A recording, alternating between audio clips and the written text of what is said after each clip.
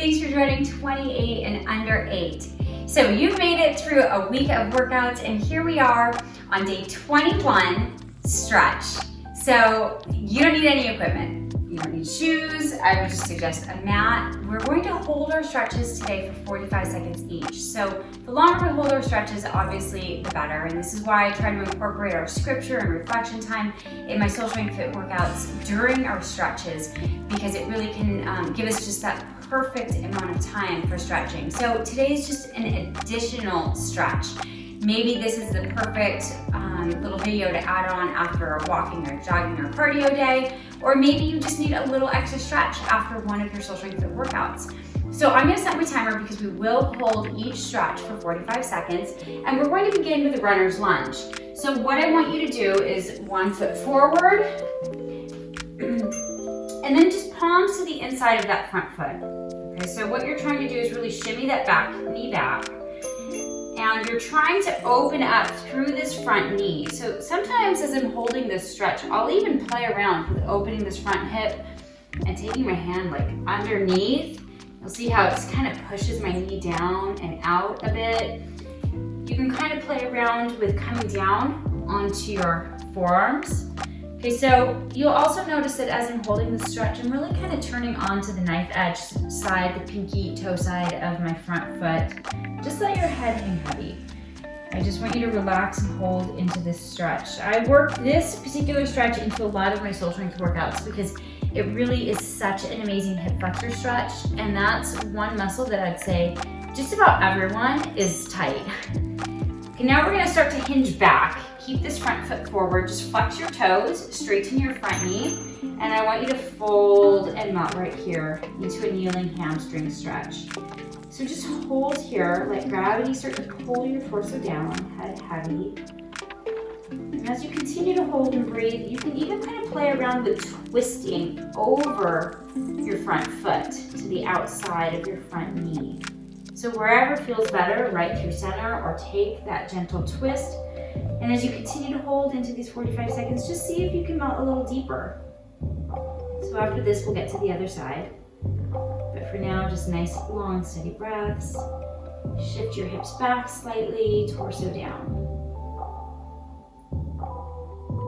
One more big breath. And now let's go ahead and switch. We're gonna find runner's lunge on the other side. So other foot forward, palms to the inside of that foot. And again, just start to play around with it.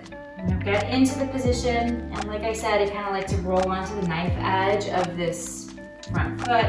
Sometimes I'll play around with opening my hip a little bit more by walking my hand underneath it, pushing the crook of my elbow into my knee. And again, you might play around with trying to come down onto your elbows. That all depends on your hip, how open your hips are, how flexible your hips are, and as well as the tightness of your hip flexors. So just hold here. Nice, long, steady breaths. And now very slowly start to hinge back again. Flex that front foot, toes towards the ceiling, melt your head down. So I want you to kind of think about pulling in opposite directions. Your heel pulls forward, your hips pull back, your head and your chest melt down. So if you've been kind of on the tips of your fingertips, maybe you can start to melt down onto your palms. Or again, maybe you want to fold over the outside of that front leg. You might notice that one of your legs is tighter than the other. This leg for me is definitely very tight. I can't really even straighten that front knee all the way. But the longer you hold it, you'll kind of start to notice that your body starts to just give a little bit more, starts to just give and relax a little bit more. Just another big breath right here. And now we're gonna move into half pigeon. So switch your legs again, and then I want you to bring the knee to your wrist, and you try to bring those front toes up to your opposite wrist. And really extend that bottom leg or that back leg long. I like to kind of twist over this front knee. You'll notice how it pulls your back hip forward. And then try to melt down. So onto your forearms, and maybe even forehead down onto your forearms. Okay, so wherever you are, you might be up on your palms, you might have the flexibility and the ability to come all the way down. Then wherever you are, I just want you to breathe and let your body just relax. Just a couple more breaths right here and then we'll switch sides.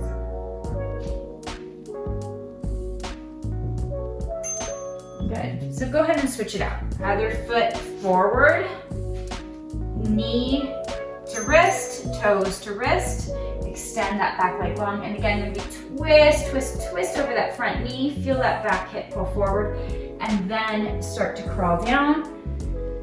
And again, if you're able, release your forehead as well. What we're trying to do is get your whole body relaxed into this stretch. No tension in your shoulders, no tension in your face, no tension in your neck or your jaw. Just hold and breathe, really long, steady breaths.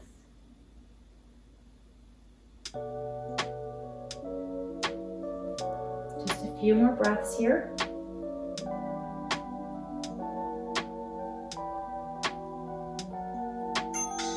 All right, I want you to come to seated and take your legs out wide. Every stretch, I think, should have a straddle stretch. And then start to crawl your fingertips forward. So 45 seconds here is a good amount of time, because what I want you really to focus on is just, can you feel your body start to kind of give a bit? Can you feel your torso getting a little bit like heavier down towards the ground, maybe a little closer towards the ground? Maybe walk your hands out a little bit further.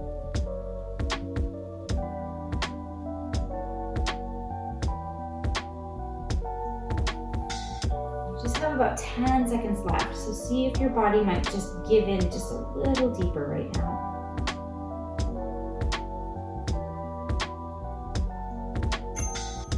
Okay, and finally, I want you to roll all the way back. We're gonna end today with a supine twist, which is an amazing stretch to get all the time, every day for your low back. You're gonna have one knee into your chest and guide it across your body with your opposite hand.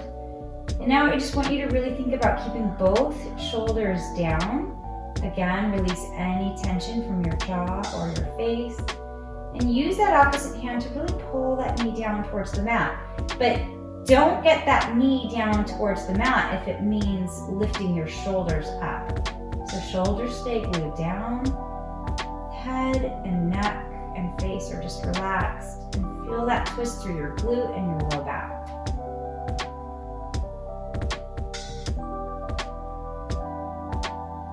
See if that knee might get a little closer to the ground, and then slowly switch it out.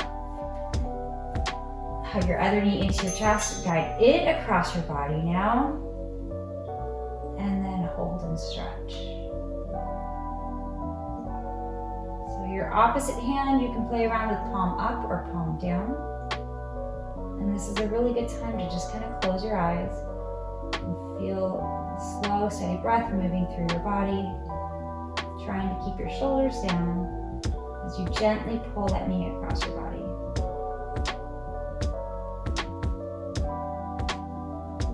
Just a couple more breaths.